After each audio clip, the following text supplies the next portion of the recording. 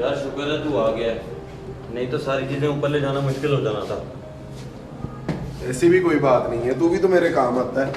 एक तो गर्मी इतनी है, ऊपर से चीज़ों की कीमतें सुन के गर्मी चढ़ना शुरू हो जाती है। ये इम्पोर्ट की आइटम्स हैं, पहले हफ्ते में 2-3 दफ़ा आती थी, अब महीने में 2-3 दफ़ा आती हैं। पता नहीं हुकूमत क्या करना चाह रही है। यार इस हुकूमत में बहुत सारी चीज़ों के रेट्स बढ़ गए हैं। तुझे तो पता है मैं मार्केट से सामान लेता हूँ और ऑनलाइन बेचता हूँ। इन हालात में बंदा क्या करे?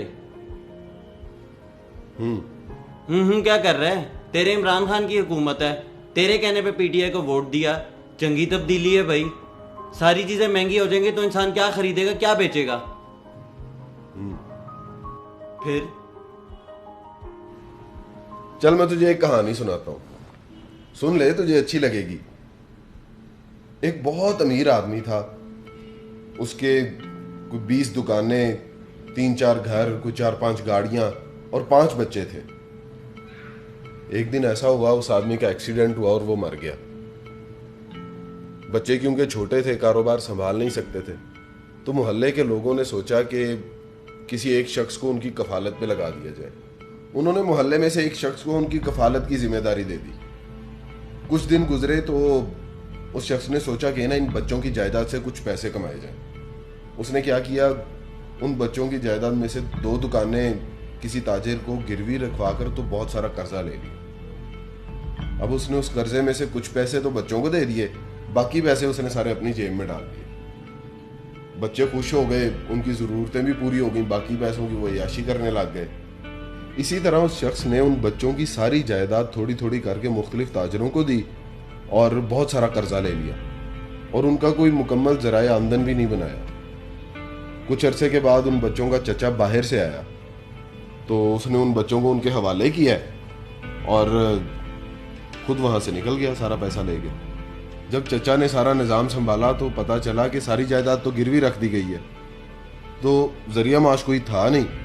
चचा को फिर मजबूरन कर्जा लेना पड़ा और बच्चों को दुकानों पर बिठाया ताकि वो कारोबार भी संभाल सकें और ज़रिया माश भी बन सके और उन बच्चों का मुस्तकबिल महफूज हो जाए।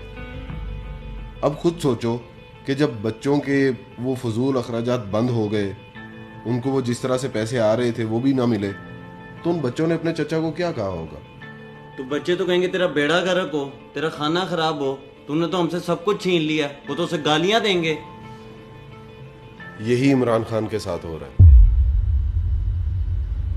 देखो, चीज़ों की कीमतें ज़रूर बढ़ रही हैं, हालात भी बहुत मुश्किल हो रहे हैं, लेकिन किसी को बुरा भला कहने से और गालियां देने से हकीकत बदल नहीं सकती।